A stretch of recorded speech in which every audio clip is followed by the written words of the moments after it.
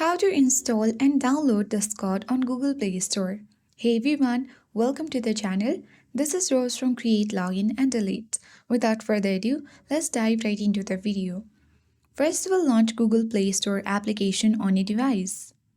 Now make sure that you logged into your account. Head towards search icon at bottom right. Tap search bar at top. Now type in Discord. And now press enter, or you can tap Discord from the results section.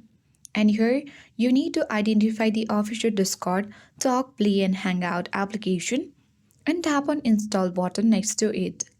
You need to make sure that you have enough storage on your device in order to install and download Discord application.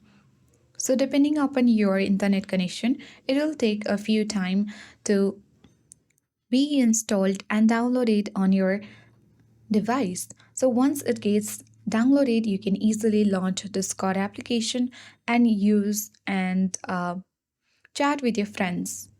So I hope this guide was helpful. If it was, then do like, share, comment, and don't forget to subscribe. Thanks for watching, and I'll see you in the next video.